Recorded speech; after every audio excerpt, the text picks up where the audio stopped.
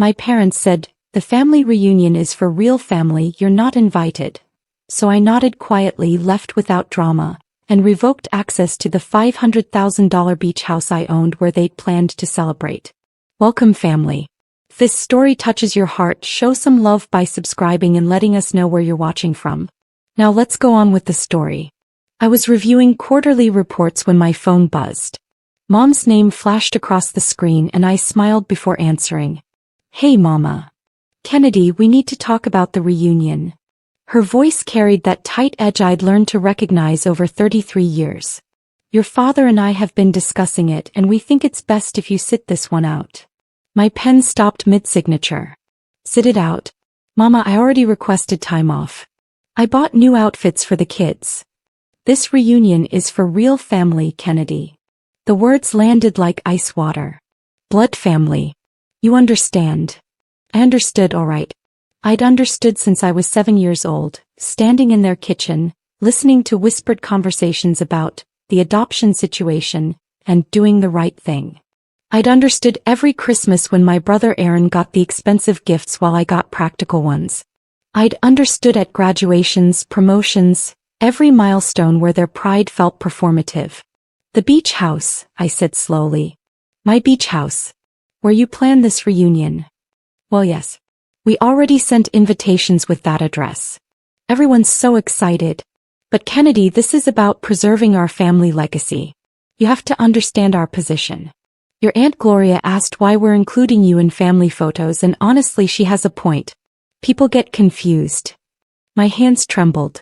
I thought of my daughters, Maya, 9, and Zara, 6, who'd been practicing their swimming for weeks. They'd made construction paper invitations for their cousins. "When you adopted me at 18 months old," I said quietly, "what did you tell people I was?" Silence. "I'll let you get back to your planning, Mama." I hung up before she could respond.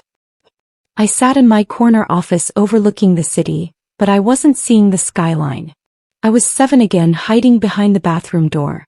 "She's not really ours," Aunt Gloria had said at that long ago Thanksgiving.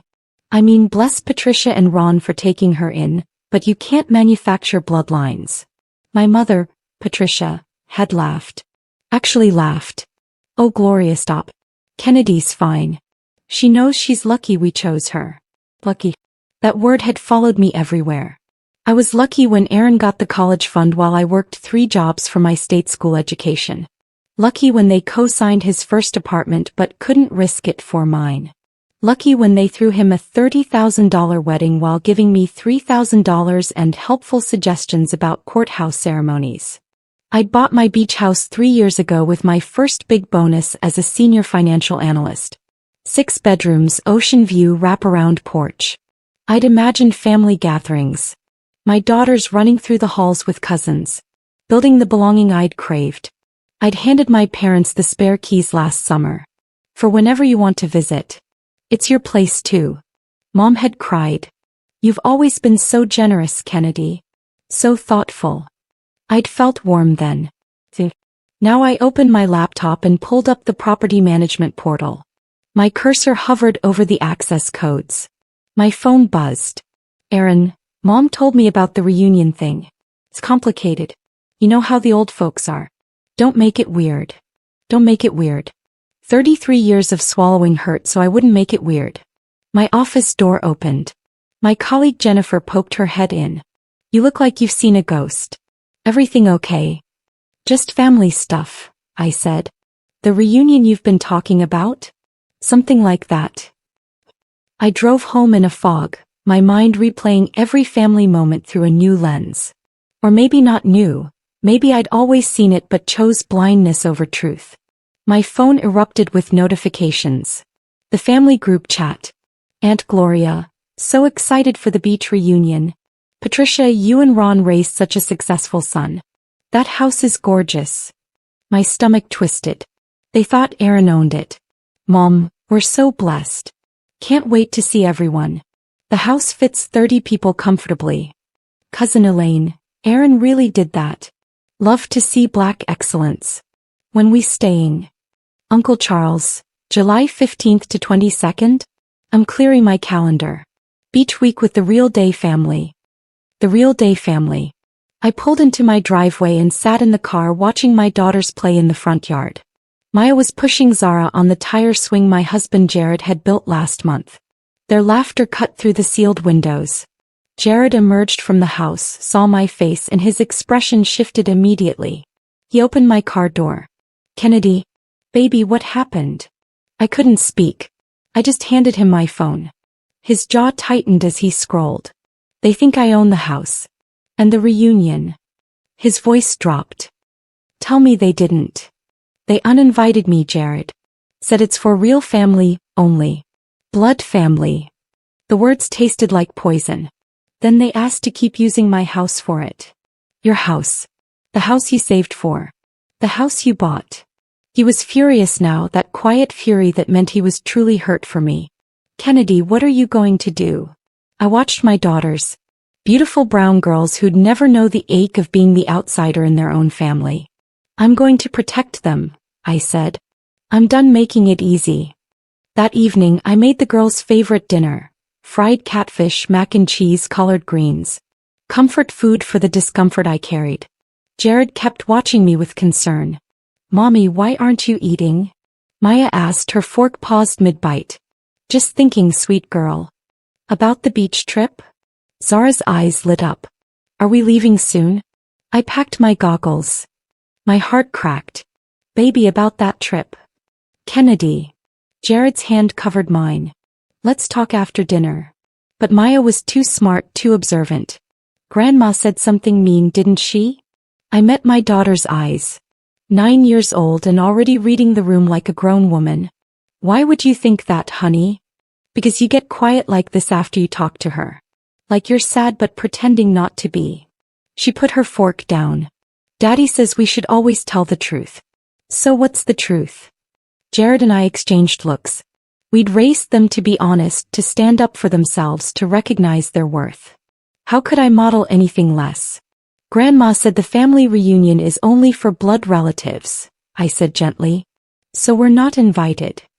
"But your family." Zara's voice pitched high with confusion. "You're their daughter." "I was adopted, remember? We talked about how I joined their family when I was a baby." "So, adoption is real." Maya's voice grew fierce. "Miss Henderson in my class is adopted and her parents say she's their real daughter. That's what real means, people who love you." From the mouths of babes. My eyes burned. "That's exactly right, baby girl." Jared pulled both girls close. "Your mama is showing us right now what real family looks like. Real family doesn't need permission to belong." After tucking the girls into bed, Jared and I sat on our back porch, the summer air thick with humidity and unspoken plans. "I changed the access codes," I said quietly, "to the beach house. And I called the property management company. Informed them my parents no longer have permission to use the property." Jared was silent for a moment. Then, "How do you feel?" "Terrified. Guilty. Relieved. Angry." I laughed without humor. Every emotion at once. Is that normal? For someone finally setting boundaries after 33 years of being diminished? Absolutely. He turned to face me. "Kennedy, you know what's coming, right? The backlash. They're going to make you the villain." "Let them." But my voice shook. My phone buzzed. "Mom calling." I stared at it until it went to voicemail. Then a text. "Kennedy, we need those updated door codes for the house. The cleaning service needs access next week." The audacity was breathtaking. I typed back. "The house won't be available for the reunion. You'll need to make other arrangements." 3 dots appeared immediately, disappeared, reappeared. Then my phone rang. I declined the call. "Mom, what do you mean not available?" "Kennedy, people have plane tickets. This is ridiculous. You're being petty over a simple misunderstanding." "Me? No misunderstanding. You said the reunion is for real family. My house is for real family too. That doesn't include me apparently, so it doesn't include the event." "Mom, you're being incredibly selfish right now. Do you know how this makes us look?" "Me, that's not my problem to solve anymore." I blocked her number. Then Aaron. Then the family group chat. "Tao what?" Jared asked. Now we wait for the storm. The storm arrived at 6:47 a.m. Pounding on our front door, urgent and angry. Jared got there first and I heard my father's voice through the walls. Where is she? Kennedy. Get out here. I threw on my robe and walked downstairs. Through the window I saw both parents, Uncle Charles and Aunt Gloria, crowded on my porch. Jared blocked the doorway, arms crossed. You need to leave, he was saying. Now. This is between us and our daughter, Dad snapped. Move. Your daughter. Jared's laugh was cold. That's interesting considering she's not real family enough for a reunion. I touched Jared's shoulder and stepped beside him.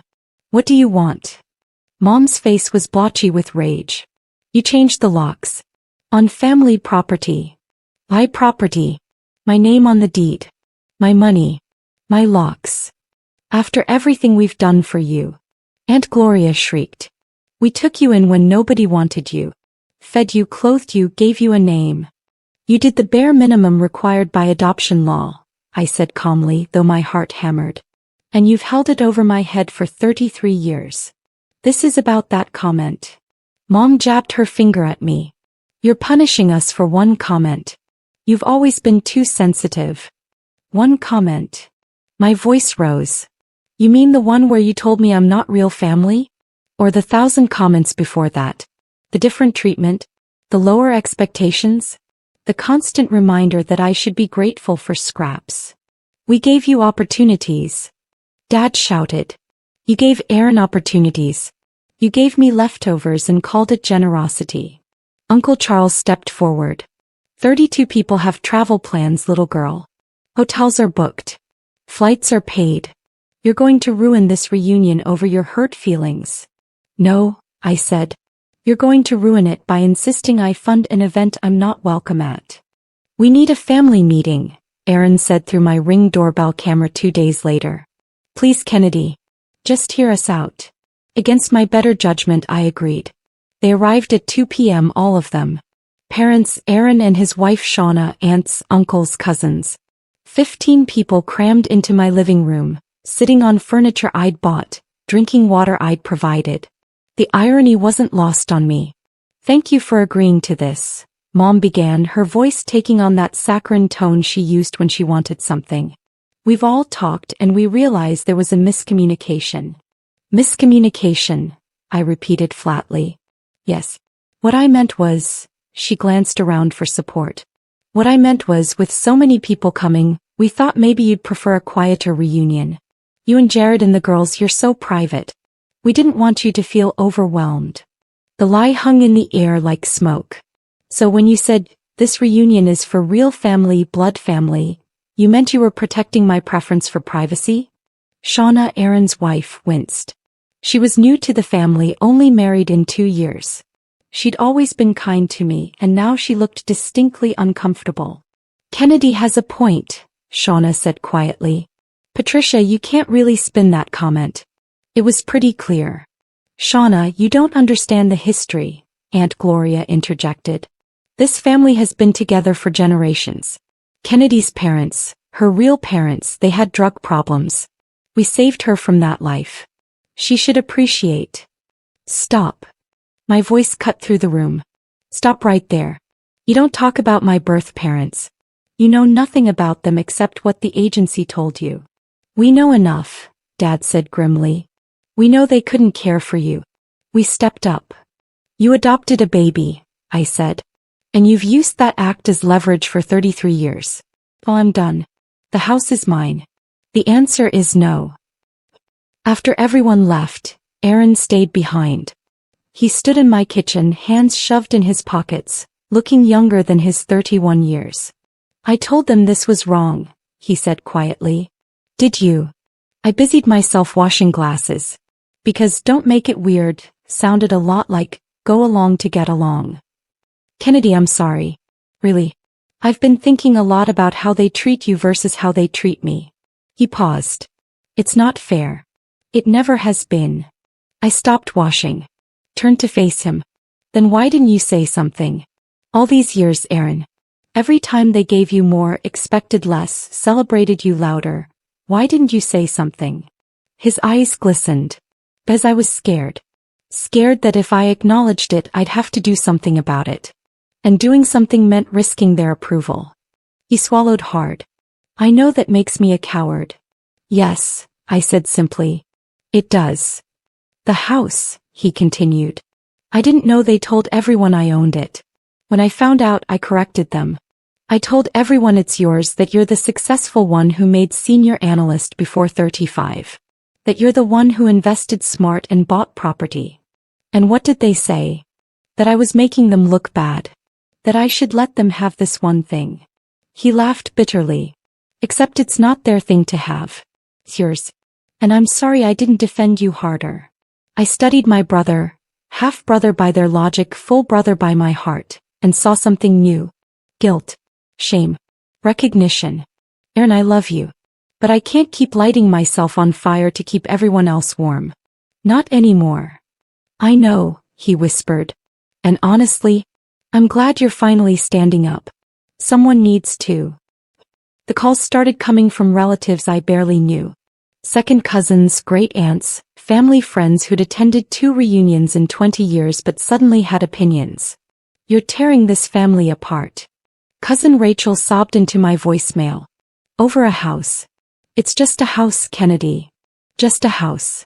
My $500,000 house. My investment. My dream. My safe space.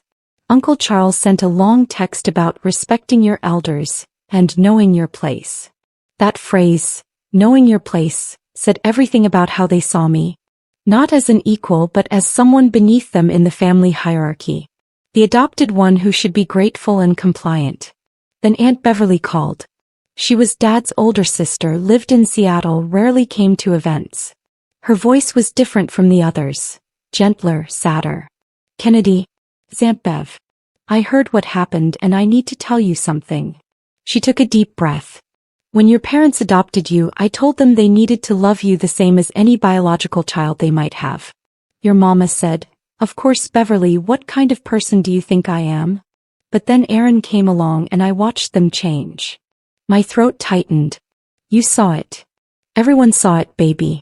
We just didn't say anything because it wasn't our place, or so we told ourselves. But that was wrong. We let them treat you like a second-class family member and we're all complicit. Her voice cracked. I'm sorry. I should have said something years ago. I should have protected you. I sat down hard on my couch. Why are you telling me this now? Because you deserve validation. What you're feeling isn't crazy or oversensitive. It's real, and it's been real your whole life. Stand your ground, sweetheart. You don't owe them access to anything. Not your house, not your peace, not your presence. The Facebook post appeared on Friday evening. Mom's profile public for all to see. Heartbroken today. Sometimes you raise children who become so consumed with material possessions that they forget family values. Our family reunion, decades-old tradition, is cancelled because one person decided property matters more than people. Praying for softer hearts. #family first #disappointed. 63 comments in an hour. Most from people who didn't know the full story, offering sympathy and condemnation of ungrateful children. But then I saw it, Shauna's comment. Patricia, this post is misleading and you know it. The reunion isn't cancelled because Kennedy values property over people. It's cancelled because you uninvited her from a family event while expecting to use her property for that same event. You told your daughter she wasn't real family. Those were your exact words. I was on the call that day, I heard you. Instead of making yourself the victim on Facebook, maybe take accountability for how you've treated her for 33 years. Do better. The comments section erupted. Family members choosing sides, asking questions, demanding explanations. Mom deleted the post within 20 minutes, but screenshots lived forever. Aaron called. Shauna just told me what she did. Kennedy, I'm sorry I didn't do it first. But I'm backing her play. I just commented on Aunt Gloria's post correcting the narrative. Dad's pissed, Mom's having a meltdown, but they need to hear the truth. Aaron. No, let me finish. I've been complicit in their treatment of you because it benefited me. I got the easy love while you fought for scraps. That ends now. Shauna and I talked and we're going to set some hard boundaries. Starting with this. If you're not welcome at family events, neither are we. I couldn't speak. Tears streamed down my face. You're my sister, Kennedy. My real sister. And I should have said that publicly years ago. A week later I received a letter. Handwritten, my mother's looping script on cream-colored stationery. Kennedy, I need to write this because I can't say it to your face. I'm too ashamed. When your father and I adopted you, we meant well. We truly did. We'd been trying for years to have a baby and the doctors said it wouldn't happen. You were perfect, beautiful, healthy, everything we'd dreamed of. We loved you. But then I got pregnant with Aaron. Against all odds it happened. And something shifted in me that I'm not proud of. Suddenly you were a reminder that we'd almost settled for adoption. You represented our failure to conceive naturally. I know how terrible that sounds. I know it makes me a monster. Your father felt it too, though he won't admit it. Aaron was ours in a way you never quite were, and we treated you accordingly. Not consciously, not cruelly, or so we told ourselves. But the difference was there in 1,000 small ways. Gloria's comments at the reunion planning weren't new. She said things for years. And instead of defending you, I made excuses. I prioritized my relationship with my sister over my relationship with my daughter. You deserved better. I don't expect forgiveness. I don't even know if I deserve another chance. But you need to know, none of this is your fault. You were never the problem. We were. We are. I'm sorry doesn't begin to cover it, but it's all I have. I read the letter 3 times. Jared read it over my shoulder, his arms wrapped around me from behind. What are you going to do? He asked. I don't know, I whispered. Is an apology enough? Can sorry fix 33 years? That's not for me to answer, baby. Only you can decide what healing looks like. I called Mom 2 days after receiving the letter. She answered on the first ring, her voice tentative. Kennedy. I got your letter. Silence. Then softly, I meant every word. I believe you. I sat on my porch swing watching the sunset paint the sky orange and pink. But meaning it and changing behavior are different things, Mom. You've hurt me for 33 years. A letter doesn't erase that. I know. He was crying now. I know it doesn't. But I want to try. To do better. To be better. What does that look like to you? Therapy. Your father and I started going last week. Individual and couples. The therapist says we have deep-seated issues around biological versus adoptive family bonds that we never addressed. She paused. She also said we owe you a lifetime of amends. You do, I said simply. The house, I don't expect you to let us use it. That was entitled and wrong. We've booked a resort instead. A much smaller gathering. Just immediate family. She hesitated. We'd like you to come. If you're willing. But I understand if you're not. I closed my eyes. Part of me wanted to say yes, to reach for reconciliation. But another part, the part that had protected my heart for 3 decades, hesitated. I need more than words, Mom. I need consistent action. Changed behavior. Time. How much time? I don't know. Maybe months. Maybe years. Maybe never. My voice broke. You don't get to hurt someone for their entire life and expect immediate forgiveness because you finally acknowledged what you did. You're right, she whispered. You're absolutely right. I'll wait. However long it takes. If it takes forever, I'll understand. I hope you mean that, I said. Because I'm serious. My daughters will never experience what I experienced. If you can't love me the same as Aaron, you don't get access to them either. I understand. We sat in silence, 2 women connected by law but divided by pain. Goodbye, Mom. Goodbye, baby girl. 6 months later, I stood on the deck of my beach house, watching Maya and Zara build sandcastles with their cousins, Jared's sister's kids. The house was full of laughter, music, and love. Real love. Uncomplicated love. Shauna and Aaron had come, their baby daughter Luna sleeping in a carrier on Aaron's chest. They'd followed through on their promise, attending only events where I was welcomed equally. She's beautiful, I said, touching Luna's tiny hand. She is, Aaron agreed. And she's lucky. She gets to grow up seeing healthy boundaries modeled. Watching her aunt refuse to accept less than she deserves. My phone buzzed. A text from Mom. Thinking of you today. No pressure, no expectations. Just wanted you to know we're working on ourselves. Made real progress in therapy. Whenever you're ready to talk, we're here. Love you. I didn't respond immediately. Maybe I would later.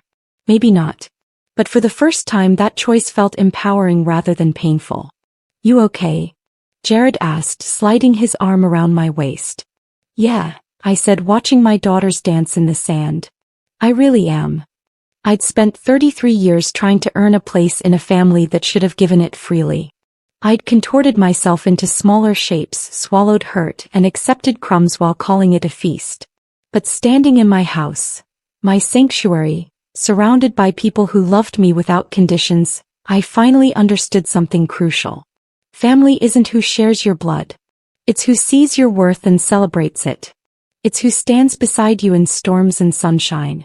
It's who says you belong without needing a reason. I was done begging for belonging. I was done making myself palatable to people who saw me as less than. My daughters would grow up knowing their value wasn't negotiable, their place in this world wasn't conditional, and their mother's love was absolute. The sun dipped toward the horizon, painting everything gold. Maya ran up, sandy and grinning. Mommy, come play. Coming, baby girl. I walked toward my daughter, my real, true chosen family, and left the weight of those painful years in the sand behind me. Some endings are sad but necessary. Some doors close so better ones can open. And sometimes the family you build matters more than the one you were born, or adopted, into. I was finally truly home.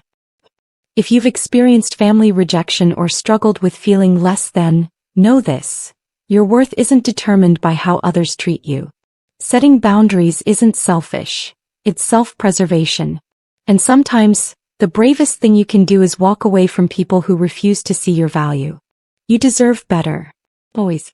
Drop a comment sharing your own boundary-setting story. Let's support each other. Subscribe for more real-life stories about finding strength in difficult situations. Hit that notification bell. You don't want to miss what's coming next.